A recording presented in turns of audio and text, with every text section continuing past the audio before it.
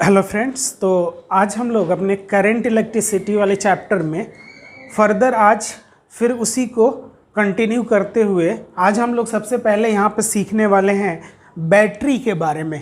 ठीक है ना। हम लोगों ने जो चीज़ पढ़ लिया था वो मैं आपको यहाँ बता देता हूँ। हमने रजिस्टर की बात की थी। हमने बात ये किया था कि रजिस्टर एक्चुअल में क्या चीज़ होता है। ठीक है ना। जिसका सिंबल हम लोगों ने कुछ इस तरह का बनाया था।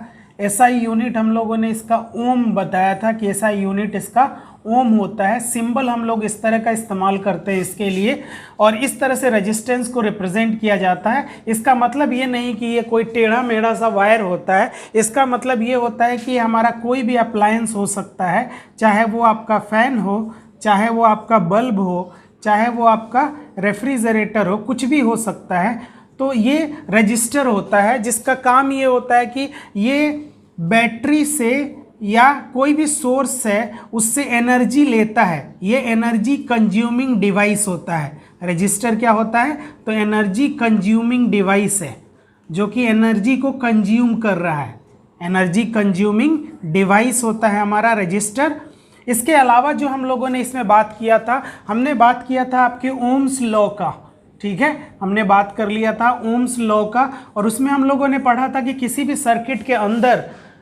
सर्किट के अंदर जो टोटल करंट होता है वो उसके अक्रॉस जो वोल्टेज होता है उसके डायरेक्टली प्रोपोर्शनल होता है। मीनिंग क्या हुआ सर? तो इसका मीनिंग हुआ कि अगर मान लो हमारे पास इस तरह का कोई एक सर्किट है, और इस सर्किट में अगर हम लोग इसके अक्रॉस एक बैटरी जोड़ देते हैं यहाँ पे, और यहाँ पे अगर हम एक बैटरी जोड़ते हैं और ये प्लस और ये माइनस हम एज्यूम कर लेते हैं, और ये अगर ये पॉइंट ए है और ये पॉइंट आपका बी है, तो हमको ये पता करना है कि सर्किट में कितना वोल्टेज है या इसमें कितना करंट है। तो वो डायरेक्टली प्रोपोर्शनल होगा कि इसमें वोल्टेज कितना है। ठीक है ना। यानी कि हम लोगों ने बाद में इसको आगे बढ़ा के लिखा था V = IR, और इस R के बारे में हम लोगों ने बात किया था कि ये कांस्टेंट होता है।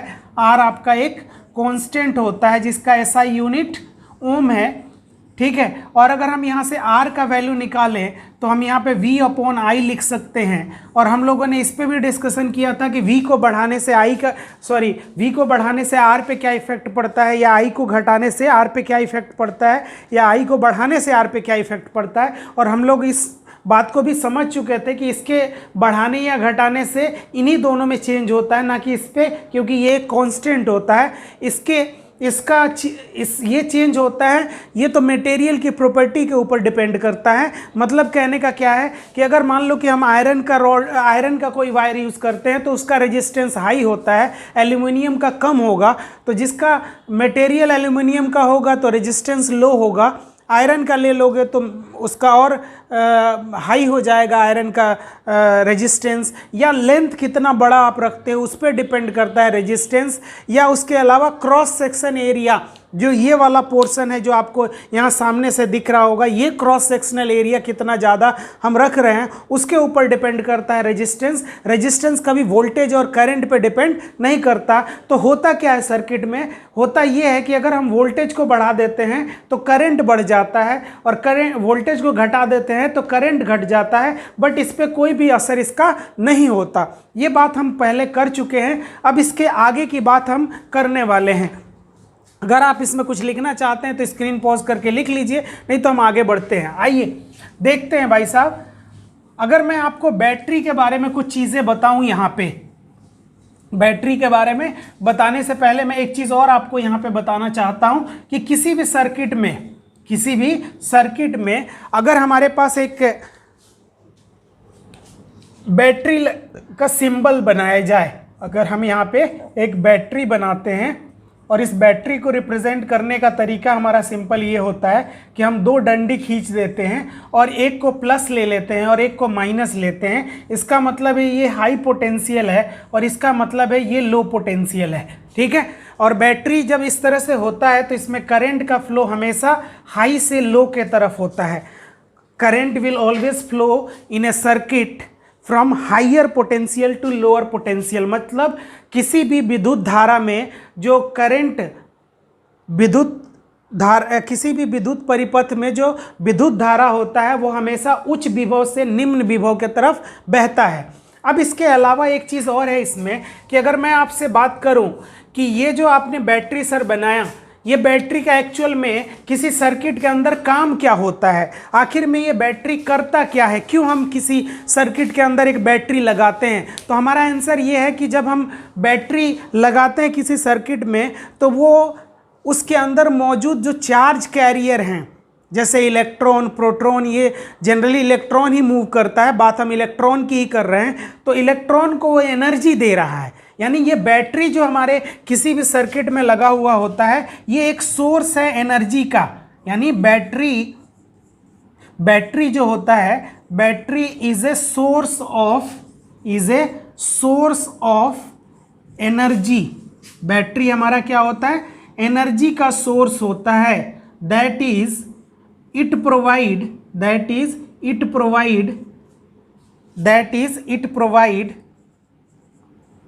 energy to the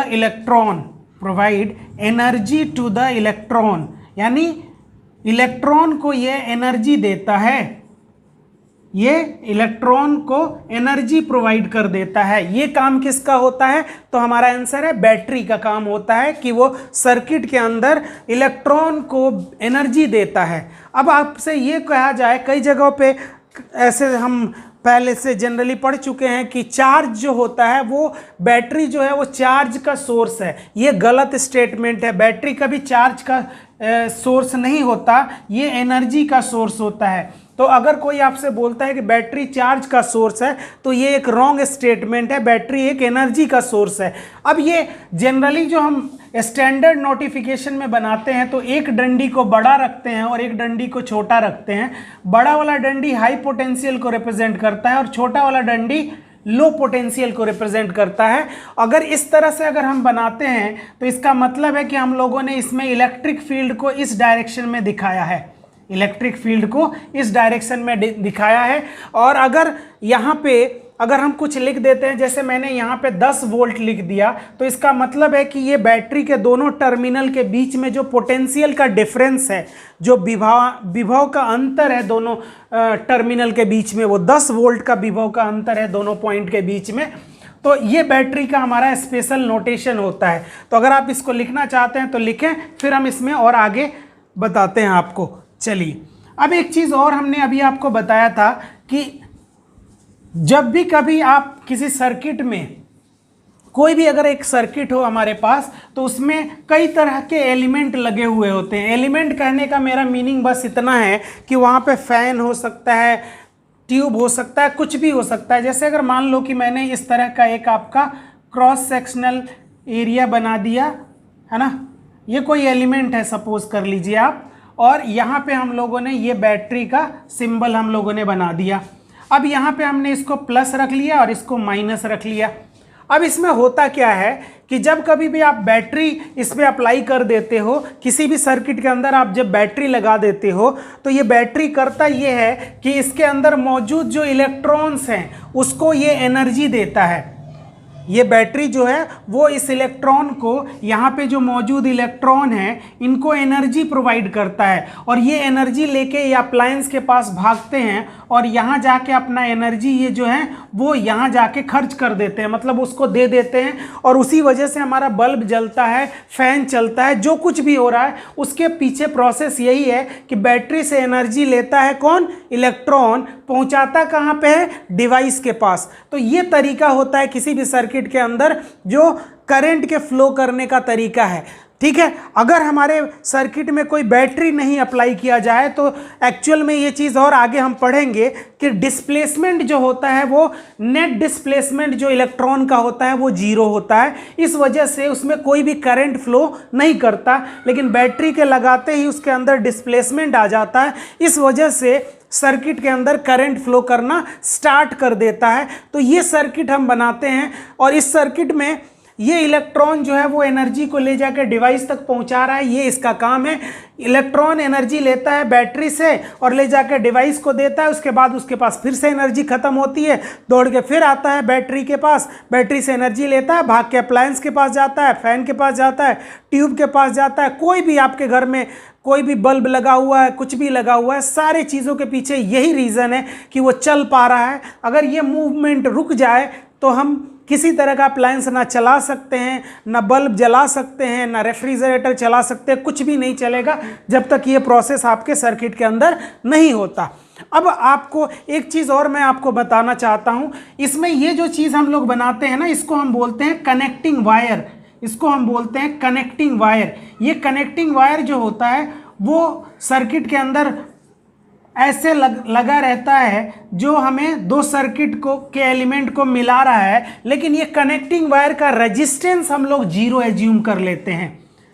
connecting wire का रेजिस्टेंस हम 0 एज्यूम करते हैं। इससे होता क्या है कि अगर मान लो कि मैंने ये एक कनेक्टिंग वायर ले लिया और ये पॉइंट आपका A है और ये पॉइंट आपका B है, अगर मान लो कि मैंने यहाँ का पोटेंशियल VA बोल दिया और यहाँ का पोटेंशियल VB बोल दिया, तो ओम्स लॉ से हम जानते हैं, मैं उसका यहाँ लिख रहा हूँ कि अगर ओम्स लॉ अगर लगाया जाए और ओम्स लॉ से हम इस चीज़ को लिखें तो हम यहाँ पे क्या लिखेंगे ओम्स लॉ से, V is equal to IR, और यहाँ पे VA higher potential minus lower potential is equal to IR, ठीक है। लेकिन यहाँ R जो है वो 0 है, इस वजह से ये टोटल 0 हो गया। इसका मीनिंग ये हुआ कि VA जो है वो VB के बराबर होता है। इसका मीनिंग क्या हुआ सर? इसका मीनिंग हुआ कि कनेक्टिंग वायर में जब आप एक पॉइंट से दूसरे पॉइंट पे जाओगे तो उसमें वोल्टेज का कोई भी ड्रॉप नहीं आता है। किसी भी सर्किट के अंदर हम कनेक्टिंग वायर में एक पॉइंट से दूसरे पॉइंट तक जाते हैं तो इस मूवमेंट के दौरान वोल्टेज में कोई भी कमी नहीं आती है। ड्रॉप का मतलब है कि कमी आ जाना। जैसे इस बात को समझाने का एक तरीका और मैं आपको बताता हूं। जैसे मान लो ये बैटरी हमने लगाया, यहाँ एक एलिमेंट मैं आपको दिखा रहा हूं, ऐसे इसमें नंबर ऑफ एलिमेंट्स लगाए जा सकते हैं। यहाँ ट्यूब लगा दिया जाए, फैन लगा दिया जाए, बल्ब लगा दिया जाए, मोटर लगा दिया जाए, कुछ भी लगाया जा सकता है। मान लो यहाँ पे हमने बल्ब लगा दिया तो जितना बैटरी का एनर्जी या यहाँ जितना वोल्टेज इसके अक्रॉस मिलेगा, यहाँ जितना वोल्टेज मिलेगा उससे कम यहाँ मिलेगा, क्योंकि ये कुछ एनर्जी को या किस वोल्टेज को ड्रॉप करेगा। उसी तरह से ये और कर देगा, तो इसका मतलब तीसरा एलिमेंट जो यहाँ होगा उसको और कम मिलेगा। फाइनली यहाँ पहुँचेंगे तो सबसे कम यहाँ मिल रहा होगा, क्योंकि सबने कुछ ना कुछ पोटेंशियल को कम किया है, ड्रॉप किया है। इसी को टर्मिनोलॉजी यूज़ किया जाता है करंट इलेक्ट्रिसिटी में कि वोल्टेज ड्रॉप हो गया। तो वोल्टेज ड्रॉप का मीनिंग समझ में आया होगा आपको कि वोल्टेज ड्रॉप का मतलब है कि किसी भी सर्किट से अगर आप करंट को फ्लो करवाते हो और उसमें एलिमेंट लगा है तो उसमें जो वोल्टेज का ड्रॉप है वो ओम्स लॉ से ही पता चलता है, V is equal to IR। यानी हर एलिमेंट से पास होने पे V is equal to IR वाले फॉर्मूला से उतना वोल्टेज वो कम कर देगा।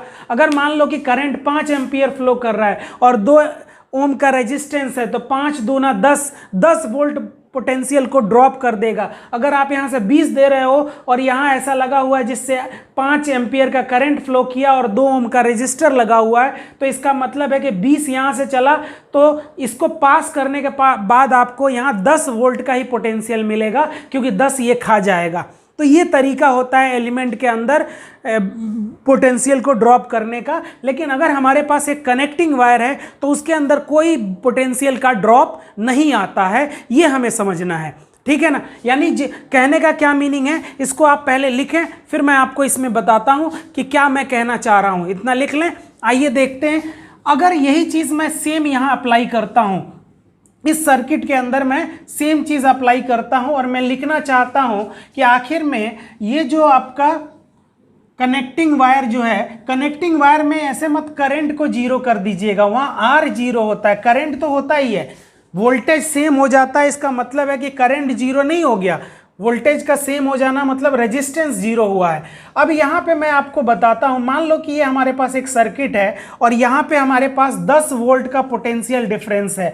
अब यहाँ पे होता ये है कि जब कभी भी हमसे क्वेश्चन पूछा जाता है, इस बात को समझने की कोशिश कीजिएगा कि जब कभी भी हमसे क्वेश्चन पूछा जाता है तो जनरली ये पूछा जाएगा कि बताओ कि इस एलिमेंट, ये जो डिवाइस है, इसके अक्रॉस, इसके आर पार हमें कितना करंट मिलेगा, या इसका कितना रेजिस्टेंस है, या इसका कितना वोल्टेज है, ये हमसे पूछा जाता है। तो ये बताने के लिए हमें क्या करना पड़ेगा, हमें इस पॉइंट का और इस पॉइंट का वोल्टेज पता है, तभी हम ओम्स लॉ लगा देंगे और V बराबर IR में जो भी पूछना चाहता है होता यही है, वोल्टेज, रेजिस्टेंस और करंट, यही तीनों का तो खेल ही है पूरा का पूरा करंट इलेक्ट्रिसिटी।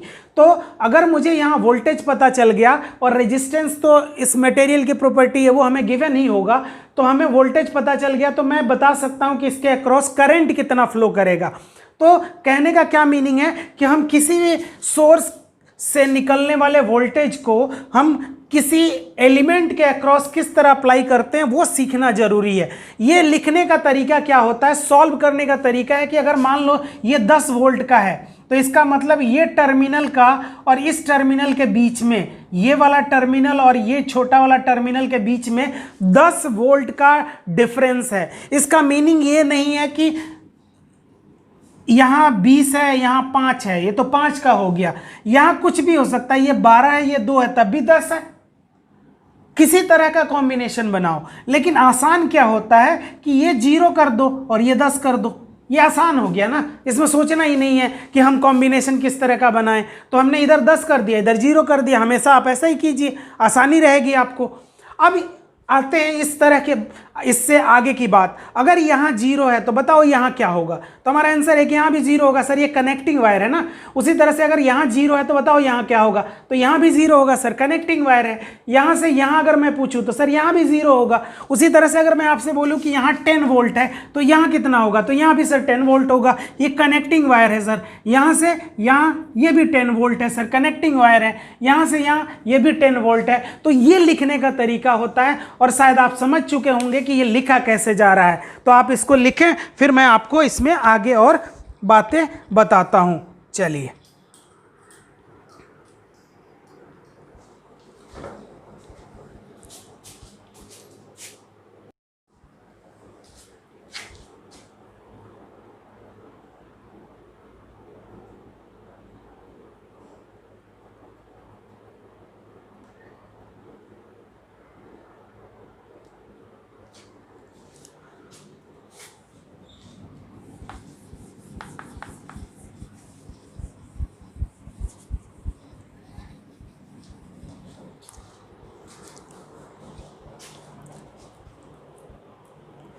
तो चलिए आइए देखते हैं इसमें एक प्रैक्टिस के लिए। अगर मान लो कि मैं वोल्टेज लिखना हो, मतलब मैं एक टर्मिनल बना दूं, इस तरह से एक बैटरी बना दूं, मैं एक टर्मिनल का वोल्टेज आपको बता दूं, दोनों के बीच का पोटेंशियल डिफरेंस बता दूं।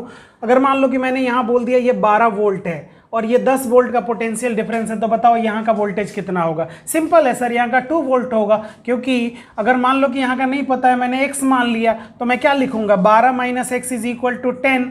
तो यहाँ से अगर मैं x का वैल्यू निकालता हूँ तो x is equal to 12 minus 10 is equal to 2 volt. Simple है।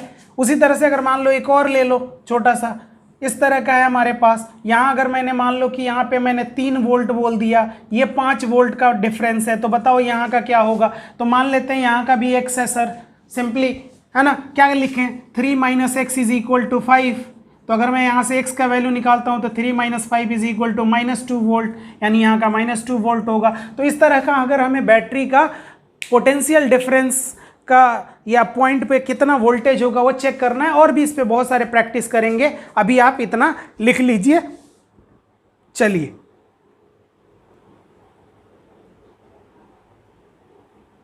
अब इसमें एक चीज़ और मैं आपको बताना चाह रहा हूँ बैटरी के बारे में। इतना लिखने के बाद अब आप इसमें ये देखें कि अगर हमारे पास एक सर्किट है और इस सर्किट में जो बैटरी है, ये हमारे पास एक बैटरी है। अब इस बैटरी में होता क्या है, जैसे अगर मान लो कि आपने इसको प्लस मान लिया और इसको माइनस मान लिया, मतलब आपने बोल दिया कहीं ना कहीं कि ये हाई पोटेंशियल है और आपने बोल दिया कहीं ना कहीं ये लो पोटेंशियल है। तो इसका मीनिंग ये हुआ कि इस पे जो इलेक्ट्रिक फील्ड का डायरेक्शन है वो ये वाला हो गया, यानी ये इलेक्ट्रिक फील्ड का डायरेक्शन है। अब हम लोग ऐसा एज्यूम करते हैं कि इसमें जो इलेक्ट्रॉन है उसको हम नहीं मान रहे। हमने अपना एक तरीका सीख लिया था कि कन्वेंशनल तरीका तो सर ये अच्छा रहेगा कि क्यों नहीं हम लोग प्रोटॉन को ही फ्लो करवा दें और ऐसा मान लें, हम दिमाग में रखते हैं कहीं ना कहीं कि प्रोटॉन तो फ्लो करता नहीं है, लेकिन हाँ हम ऐसा आसान करने का तरीका हमने ढूंढा था कि प्रोटॉन फ्लो करेगा जिस डायरेक्शन में, उसी डायरेक्शन में करंट भी फ्लो करता है। तो हम ऐसा मान लेते हैं कुछ देर के लिए कि प्रोटॉन जो है वो फ्लो कर रहा है इसमें, और ये प्रोटॉन जो है वो ये वाला है, पॉजिटिव वाला, और इसके ऊपर फोर्स किस डायरेक्शन में लग रहा है। तो हमारा आंसर है कि इसके ऊपर जो इलेक्ट्रिकल फोर्स लगेगा सर वो तो इस डायरेक्शन में लगेगा। अगर मैं आपसे बोलूं कि तो फिर ये इस डायरेक्शन में चला जाता है, लेकिन इसको जाना किधर है, ये एनी हाउ इस तरफ आ जाता है, और जब ये इस तरफ आ जाता है ना तो इसके पास एक एनर्जी आ जाती है। इसके बारे में मैं बताऊंगा आगे कि ये एनर्जी जो होती है वो इसके charge multiplied by electric field के बराबर होती है। यानी ये इतना एनर्जी इसके पास आ जाता है जब ये इस तरफ आ जाता है। अब ये एनर्जी लेके ये अप्लायंस के पास जाता है और उसको दे देता है, और बार बार यही प्रोसेस ये रिपीट करते रहता है। लेकिन इसको यहाँ से यहाँ लाने के लिए कोई ना कोई एक फोर्स है जो इसमें अंदर में काम करता है। जो मैं यहाँ पे ये फोर्स बोल रहा हूँ, ये फोर्स हमारा कोई सम इंटरनल रिएक्शन के वजह से मिलता है। ये हम इलेक्ट्रोकेमिस्ट्री में पढ़ेंगे। सम इंटरनल रिएक्शन जो बैटरी के अंदर होता है वो इलेक्ट्रोकेमिस्ट्री में, केमिस्ट्री में पढ़ाया जाएगा। सम इंटरनल रिएक्शन के वजह से ये हमारा फोर्स जनरेट होता है, और इसके वजह से ये इस पार से उस पार चला जाता है, और इसके इस पार से उस पार चले जाने के वजह से, इसके इस पार से उस पार चले जाने के वजह से इसके पास एक एनर्जी आ जाती है, और यही एनर्जी ये लेके भागता रहता है। समझे, एक ऐसा आदमी है जो एनर्जी को कैरी करने का काम कर रहा है। एनर्जी कैरी वो करता है, एक स्टोरेज है एनर्जी का, बैटरी, उससे एनर्जी को वो लेता है और अप्लायंस तक पहुंचाता है। यही प्रोसेस ये बार बार रिपीट करते रहता है। ठीक है ना। तो ये हमारा कुछ बेसिक कॉन्सेप्ट था।